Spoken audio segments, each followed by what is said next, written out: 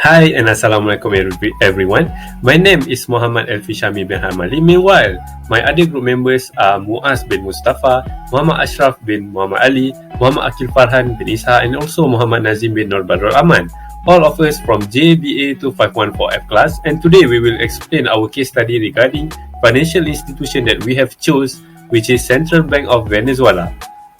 Okay, let's go. Okay, so me as the first presenter will explain a bit regarding introduction of Central Bank of Venezuela. Firstly, the name of the financial institution is Central Bank of Venezuela or Banco Central de Venezuela in Venezuela language. The bank was established in 8 September in 1939. The duration of the establishment was 83 years ago. The headquarters at Avenida Urdaneta, Caracas 1010, Venezuela. Meanwhile, for the possession, it is 100% Venezuela government possession. It was being taken by the government of Venezuela from 2009 until nowadays. The first president of Central Bank of Venezuela is Jesus Herrera Mendoza, which is from year 1940 to 1948. The business activities for the central bank is it controls the Venezuelan clearinghouse system since 1996 and upholds a fixed exchange rate for the Venezuelan bolivar, including an automated clearinghouse. According to the Constitution, the central bank has the authority to develop and carry out the policies.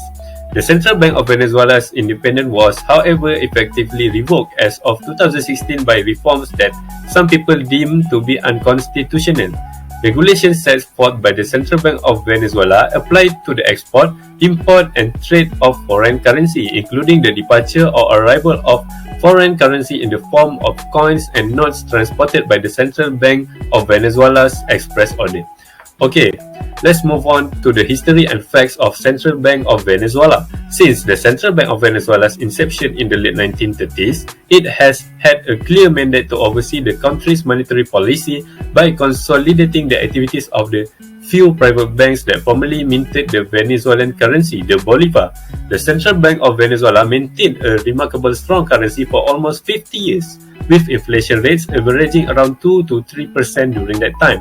The bolivar, however, has been affected by persistent instability, mistrust, and declining value since the 1980s oil glut and the first significant devaluation of the currency in 1983, known in Venezuela as Viernes Negro or Black Friday.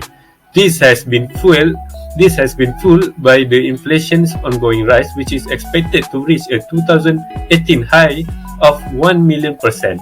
Venezuela was one of the top 30 nations in the world with the largest gold reserves up to 2013. These stockpiles, however, started to run out in just 5 years. This is largely due to the Central Bank of Venezuela's poor management.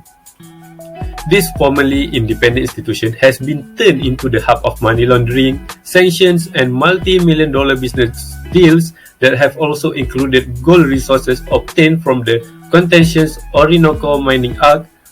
It is run by government employees who support Nicolas Maduro, former president of Venezuela, from 2013 to 2019 at the time. Since December 2017, Venezuela's Consumer Price Index (CPI) has displayed behavior that most closely matches the definition of hyperinflation, which is the first in Venezuela's history. The Central Bank of Venezuela has stopped publishing statistics like the Consumer Price Index and gross domestic product variation due to its strong dependence on the Venezuelan government's executive branch, leaving the public and investors in a state of general chaos. The Central Bank of Venezuela also was placed under sanctions by the U.S. Treasury Department in April 2019. The goal of U.S. sanctions is to prevent Maduro and his allies from making money off illegal gold mines, state-run oil companies, or other corporate ventures that will support the regime's criminal activities and violations of human rights. Okay, next is issues on financial risks, which is Central Bank of Venezuela that triggered the serious financial problem for the financial institution.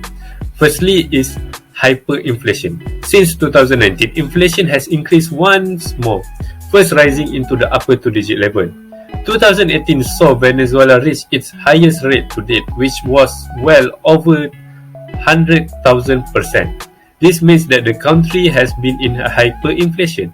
In 2014, the national debt had already reached 66 billion US dollars, or slightly more than half of the GDP.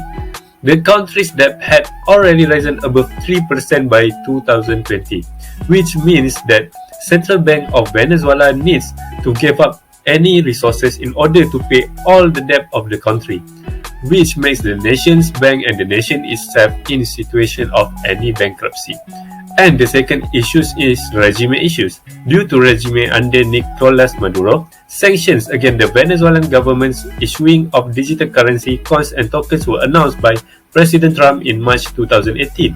President Trump imposed new sanctions in May 2018 that forbid any transactions involving the acquisition of Venezuelan debt, including account receivable and any debt owing to Venezuelan pledged as security. The United States has amended sanctions to the Central Bank of Venezuela in 2019. This sanction been done in order to stop the illegal Maduro administration from using the Central Bank of Venezuela as a tool to steal Venezuelan assets and take advantage of public institutions to enrich corrupt insiders. All of these sanctions by US has made the Central Bank of Venezuela in serious problems since they have lost their source of income from the debt purchasing as the country is in hyperinflation. Okay, that's all from me. We move on to the next presenter. Thank you. Assalamualaikum. My name is Muhammad Nazim bin Nur Badrul Aman, and now I will continue to the next part of our presentation. As we know, after the Venezuelan financial crisis, over 6 million migrants, refugees, and asylum seekers fled Venezuela in search of food, work, and a better life. Thousands of Venezuelans have received residence permit across Latin America and the Caribbean, enabling them to remain in other nations. Colombia, the nation housing the second largest number of individuals displaced across borders, is home to an estimated of 1.8 million refugees. So, how does the financial institution react with this issue? Since January 2019, World Vision has continued to provide a multi-country response to the Venezuelan migrant crisis, and its programs for child protection, education, food security, and livelihoods in Bolivia, Brazil, Chile, Colombia, Ecuador, Peru, and Venezuela have helped more than 865,000 people. Ronald Balza, an economics professor at Catholic University in Caracas, claimed that the Venezuelan government didn't take any actions. Rather, it simply seized the behavior that was the root of the problem, which is the increase in money printing for self-financing. As a result, the amount of money being printed has been decreased. The country has also unofficially switched from using the Bolivar as its official currency to using the US dollar, and more than 60% of all transactions are now conducted in US dollars. Although inflation in Bolivar is still significant, it does not fully reflect what is happening with pricing. Therefore, it is necessary to pay attention to prices in dollars. The central bank also has increased its involvement in the foreign exchange market to maintain the relative stability of the new digital Bolivar. It has been more than increasing their dollar supply to the market since October, infusing as much as 100 million a week to artificially keep the exchange rate below 5 bolivars per dollar.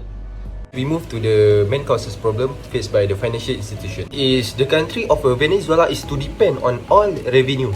The country economy was heavily reliant on oil export. Over 90% of the country export profit were derived from the oil sales.